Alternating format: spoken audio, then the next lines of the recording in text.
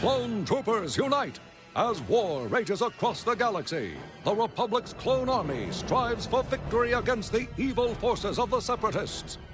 Bravery, valor, unity, the lifeblood of victory on the battlefield and in space. It all begins on the planet Camino, where Jedi General Shaak Ti oversees the training of clones with the help of contracted bounty hunters. Bred to be perfect soldiers, these cadets must first be subjected to intense physical and mental training before heading off to war.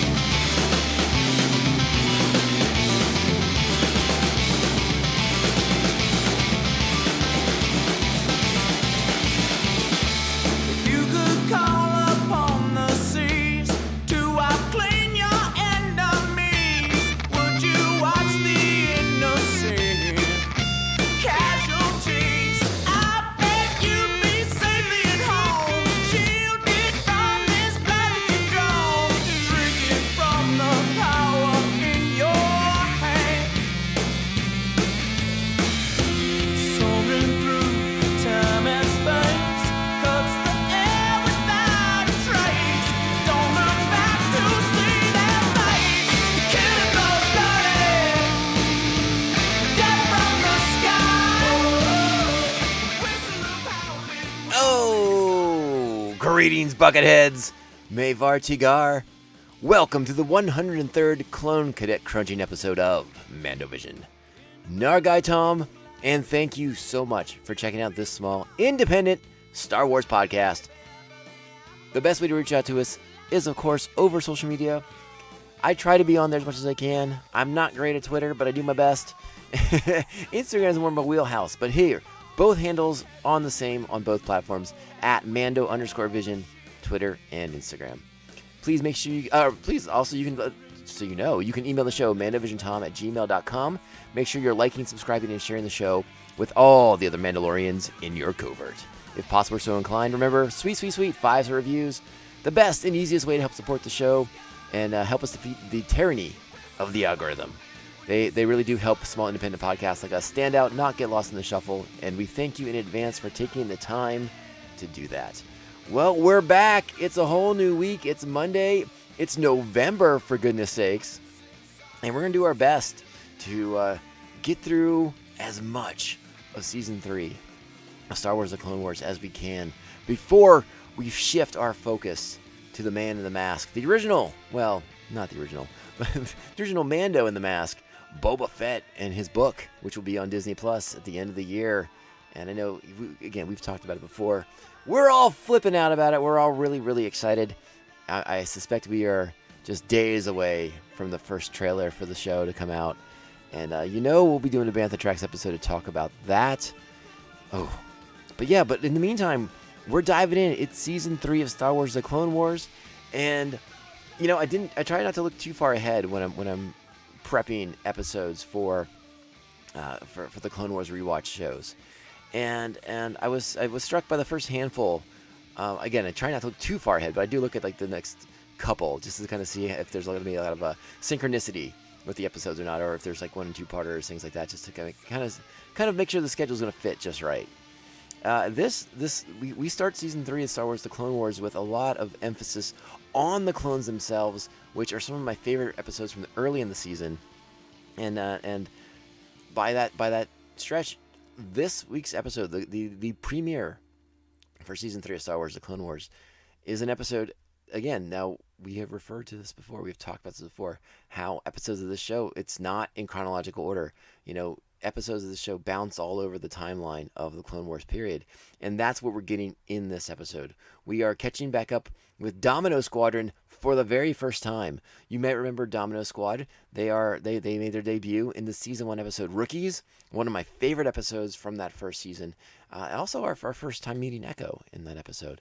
But now we go back to them as cadets and what they had to do to become a clone unit, to graduate from their clone academy that they have on Camino there. And it's a really fun, interesting story. I like a lot of the elements they bring to it. And we're going to talk about some of the I don't know about if inspiration is the right word, but we're going to talk about some potential influences this episode might have had from outside sources, old expanded universe stuff. And, maybe it fits, maybe it doesn't. You let me know what you think, and that's all that really, really matters. So, yeah, that is it. Season 3, Episode 1.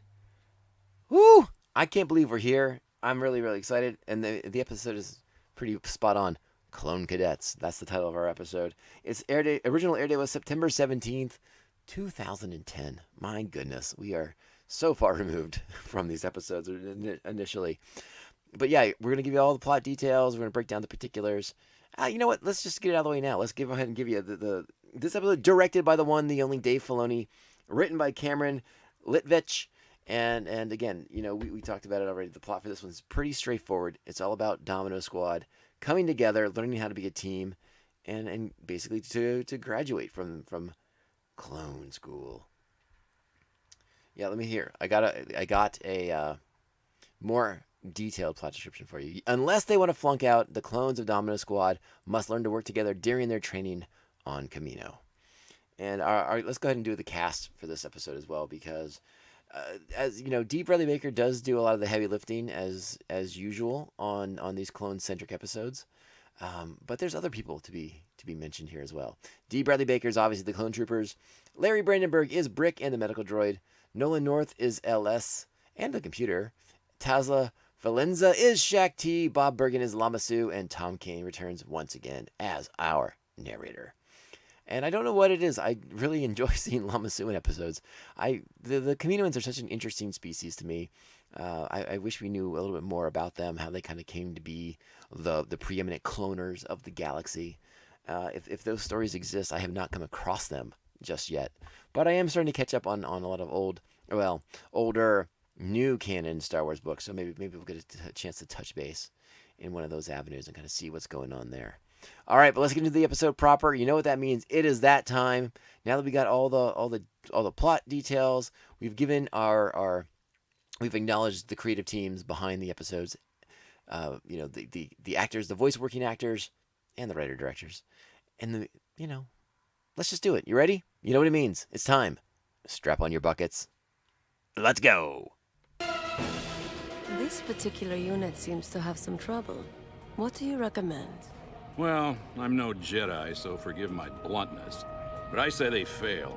Send them down to maintenance duty with 99 and the other rejects. We can't fail them yet. Remember, this is only a practice test. And besides, the Citadel course was constructed to be a difficult challenge. Although I don't agree with his sentiment, Brick isn't wrong. These cadets are far from ready. All right, so we forgot to include the Jedi fortune cookie that comes with the episode. Brothers in arms are brothers for life. And again, we're sort of reconnecting with Echo in this one, who we brought briefly in the Rookies episode back in in season 1. And this episode is definitely fun to watch, and listening to the language used, the choice of words that we hear in this one, especially in light of after watching season 1 of The Bad Batch. Again, we get a reject clone named 99. We hear Bad Batch referenced several times. Not the Bad Batch as we know them, but a defective clone. From a bad batch of clones. Lamasu talks to Shakti about that in this episode. Sometimes the cloning process is not perfect, and mistakes are made, accidents happen, and not every time the clone comes out perfect. And it's an interesting episode. There's a lot of pieces to pull apart here. This is also our first series appearance of Shakti, the Togruta Jedi. Remember, I know everyone wants to give Ahsoka all the love, and rightly so. We all love Ahsoka, but our first glimpse at a Togruta was Shakti in Episode 2, in Attack of the Clones, at the Battle of Geonosis. Well, she might have been in the temple first, but definitely we saw her in action at the Battle of Geonosis. So we're connecting with her for the first time in animated form. I was going to say something a little bit differently, but I stumbled a little bit. I was going to say an animated series form. But yeah, so catching up with Shakti, which is, again, a nice little situation here. We also meet 2 bounty hunters who are responsible for helping to train the clone troopers on Camino, on Tapaka City. We meet Brick, a Senatine from Moliva. He's the one with the big kind of bulbousy head. Looks kind of like his brains on the outside almost. And we meet LS in our Kona from Kona, and he has like the cool like galaxy eyes, with like the eyes of the stars in him. It's a really cool look. I like to look at these bounty hunters. One of the reasons why I wanted to kind of talk about them a little bit is not only because like they are sort of centric to the plot. Brick is sort of like the gruff, Master Chief kind of character, and LS is sort of the more compassionate, the more sympathetic to getting these clones ready to probably go out and die in the upcoming battles. Brick doesn't seem to have that sympathy for them, and his sort of tough love manner with the clones is interesting. I don't know. There is one scene in particular, and we'll just talk about it right now, where he meets with a clone privately and like assaults him. I mean, I guess you could call it tough love. I think nowadays they just call it abuse, and it's not a. I don't think it holds up well. I think that might be one of the missteps in this episode is sort of that Brick with a physical altercation on another clone, a subordinate, if you will, and it's again not a good look. But I think in his mind he did the right thing because he got these clones to kind of get their stuff together.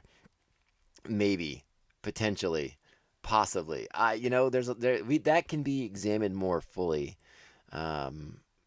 I don't know. Again, that's probably my hiccup with this episode. Is it seems that Shakti at the end of the episode congratulates Brick for inspiring them to be unorthodox and to overcome, improvise, adapt to achieve their goals. But did he really have to punch that clone in the stomach?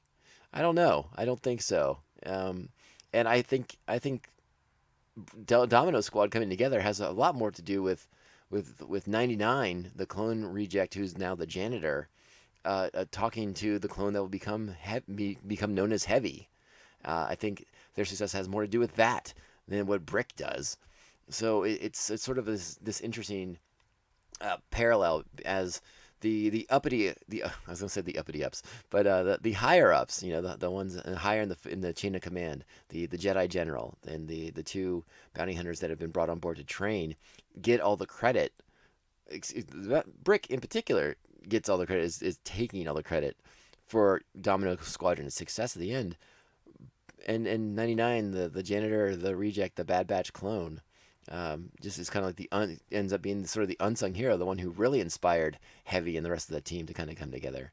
So yeah, that's not cool, right? Just 99, just he did this thing, and then no one knows other than Heavy and I guess Heavy, because I don't think he tells the rest of the Domino Squad about it. So I don't know. It's again, this is a very interesting episode. I want to talk a little bit about Brick and LS because the idea of the Republic having brought in soldiers, bounty hunters, to train the clone troopers, the clone army, is not a new idea. It was not first introduced in Star Wars: The Clone Wars. This actually goes back to a series of books that we have referenced a million times in this podcast. So influential to the Clone Wars, to the Clone Troopers, and I think we will see more bits and pieces of that old expanded universe from this book series make its way into the Mandalorian and possibly into Boba Fett. We'll see. I am of course referring to the Clone Wars books written by Karen Traviss, in which Cal Skirata, recruited by Jango Fett himself to help train the clone troopers, and not only does he train them to be good soldiers and effective soldiers, he instills in them the way of the Mandalore. He instills in them Mandalorian culture, teaches them the Mandalorian culture, so that it's a bigger part of the clone troopers than what we get to see in this series. And it was one of the really just charming and endearing aspects of those novels, to see that these clone troopers were becoming like the perfect Mandalorians at the same time as they were becoming the grand army of the Republic. That all gets thrown out when Disney bought the property and threw out, or actually before even Disney bought the property, the Clone Wars came along and was like, yeah, these don't really count anymore. We're kind of like ignoring a lot of the stuff going on in these Karen Traviss Clone Wars novels, and that's a bit unfortunate. But as we're seeing with the Mandalorian and other aspects of Star Wars, new Star Wars, I should say, they are finding elements of the old expanded universe to bring in and to kind of fit into what they're doing now. So, I don't think we're going to get the Cal Scarata character to return. It's just it's something we could possibly see more, because you would think there's more than just Brick and LS doing the training. So maybe there's another avenue to explore this more fully. I'm very curious. I'm very excited to see what they do, if they do anything else with this. But I did want to make mention of those Karen Travis books, because if you haven't found them, if you haven't read them, they are exquisite. Mwah, chef's kiss. And yes, go check those out.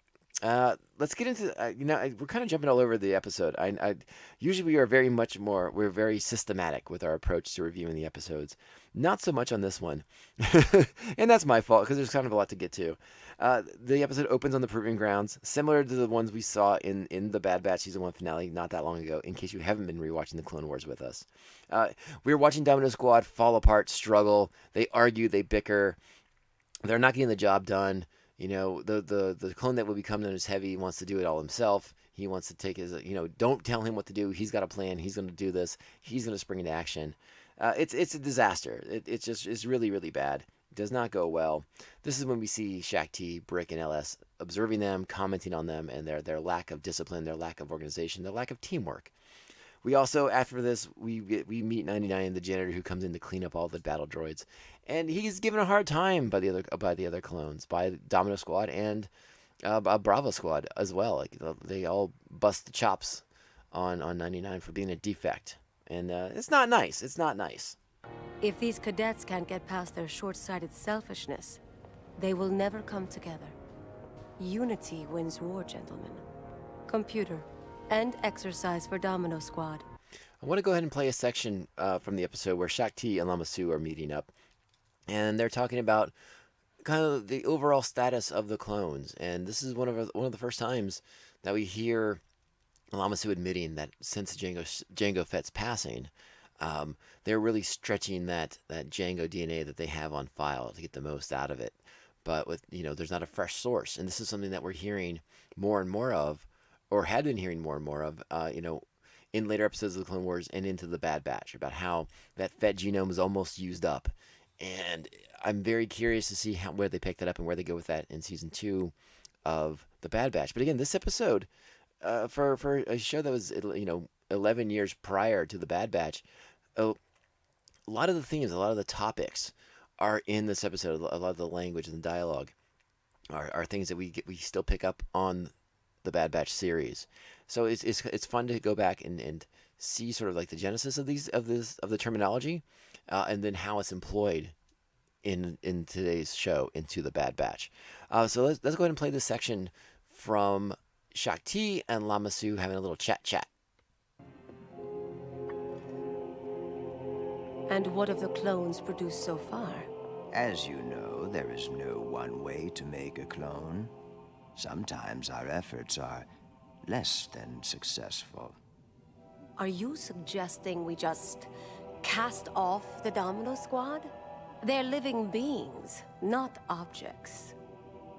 You Jedi show too much compassion. Nevertheless, as General in charge of training, the decision on what to do with them would be yours, Master Jedi. So an interesting dichotomy of thoughts there.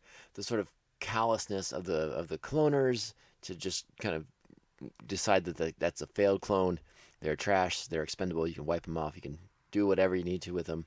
And then obviously the Jedi and recognizing these are living beings. They are sentient, and you would think Shaak Ti would pick up on the fact that they probably should have rights as individuals, as opposed to this conscripted slave army that the Republic has used. No Jedi has really seemed to kind of put those two pieces together, at least not yet in the show. We do get to that down the road. There will be some exploration of that down the road, but yeah, not at this moment. But yeah, that's a little bit of our moral debate for this particular episode of the show. Will Shaak Ti decide that these clones have failed and are rejects and banish them to maintenance, where they will just scrub decks and clean equipment or whatnot, or will they be given another chance? So this time around, we cut back to the squads and we get to see Bravo Squad, sort of the exemplary force, in action on the training ground, on the proving ground, and they do bang up work. They do good stuff. and yeah, it again they're showing they're showing the teamwork, they're showing the displays, like all the stuff we've seen from the top tier clone troopers, like Captain Rex and whatnot. And we also get to meet some ARC troopers in this episode too. And next week or in the next episode we spend a lot more time with the ARC troopers, and we get to talk about them, the advanced reconnaissance clones. I can't wait. I'm a big fan of the ARC troopers, so I'm really excited about that. Dominos gets to go next, and not only do they continue to bicker and argue and not follow orders, they leave a man behind. One of their squad mates falls, gets injured, and they, in an effort to win and to complete the course, they say leave him behind, and that is an automatic disqualification. Ooh, that's harsh, and I agree with it 100%. It's at this point that Shaak Ti will then meet up with two members of Domino Squad. I'm a little unclear which two members it is. It's definitely Fives, but I think it's Echo. I think it's our friend Echo who meets with Shaak Ti, asking if they can be transferred out. And there's a bit of there's an interesting bit of Jedi philosophy in their conversation, and I want to go ahead and play that for you right now. So check that out. I am a Jedi, where the individual and the group are one and the same. Much like you clones. Which is why Fives and I are looking out for each other. As individuals, but not as a group. You are where you need to be. Solve your problems as a whole, not as individuals. I have decided to allow you and the rest of your squad to take the test again tomorrow. So after this is when we get to that weird scene between Brick and the clone who will become known as Cut Up for Domino Squad. Again, I don't agree with this one. I think this plays a little rough. You look at it now and it just seems like a very abusive situation. Again, maybe in 2010 you could write that off as tough love. I don't think that plays anymore. So that sort of sticks out in this episode as maybe a bit of a misstep as far as like the training of the clone troopers. But present me with an argument and I will hear you out. I'll be happy to listen. Then maybe I'm just being overly sensitive and far too 2021 about things. But we'll see how that goes. Next is we get 99 talking to the clone that he is dubbed Heavy. And I want to go ahead and play this part because I do really like this. I may interrupt it a little bit so it doesn't run too long consecutively. Disney gets mad at me when I do that, so I may interrupt it here and there. Let me see how it happens. Heavy, you going somewhere? Get out of here. You're going AWOL, aren't you? Just go back to sleep, 99. This doesn't concern you. But you can't do this to your squad. My squad? We're nothing but a bad batch. Failures.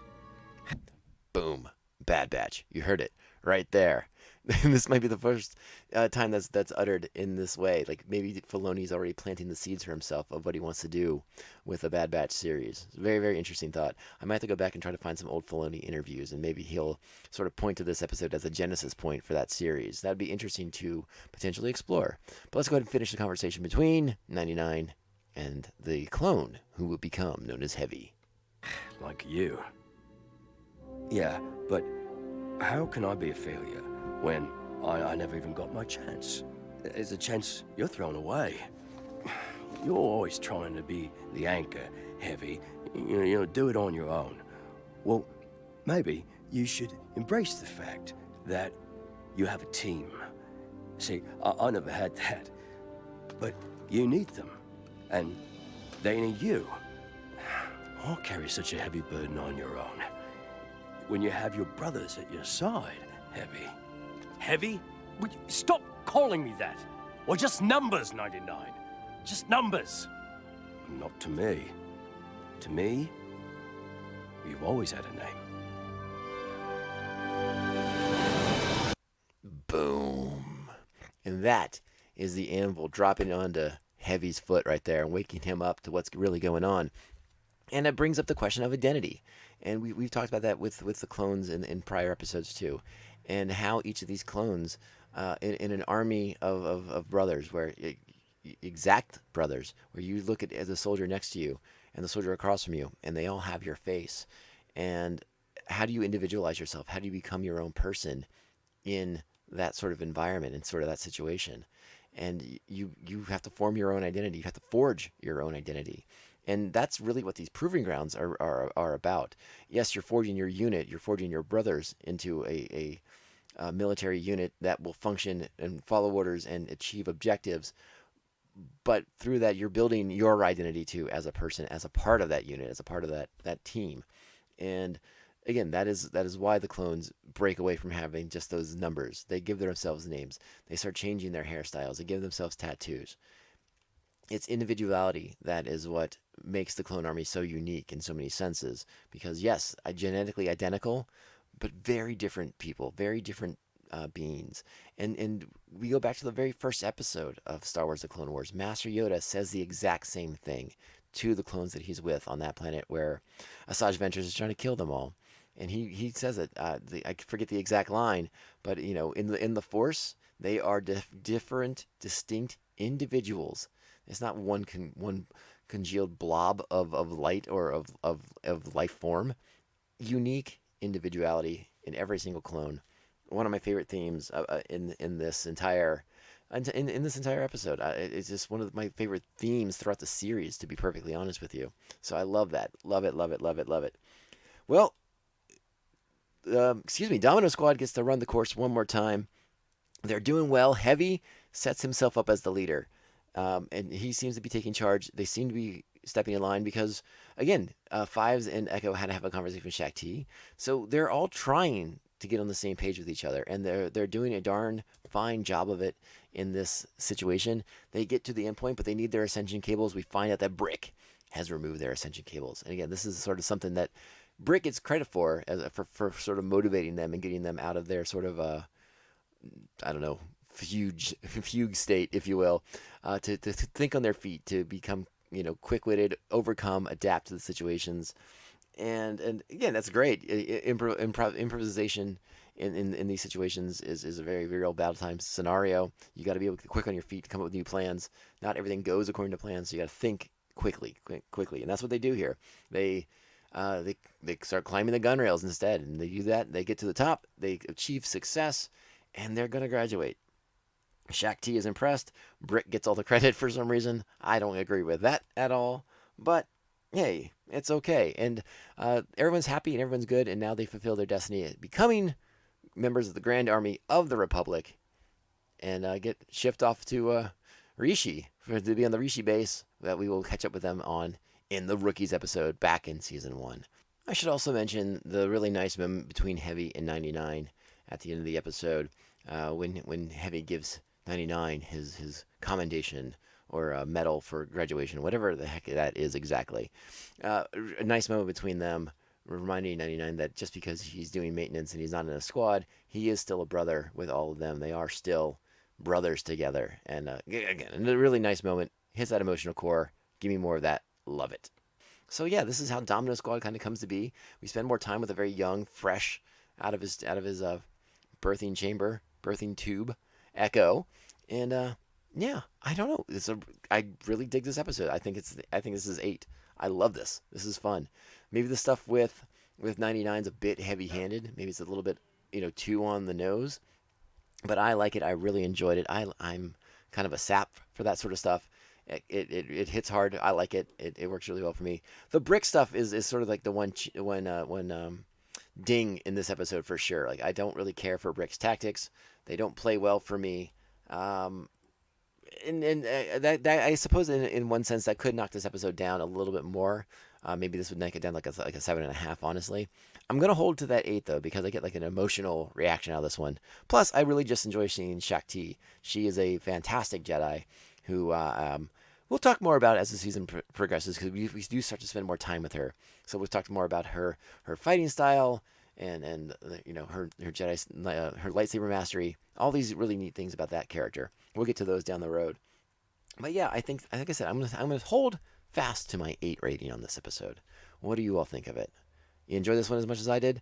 And maybe I'm just excited to be watching Season 3 of the Clone Wars. Like, we're finally getting back into the groove, heading into the holidays. We're going to try and get through as much of Season 2 as possible before before the Book of Boba Fett drops into our laps. And I think we're all waiting for that. It's going to be glorious.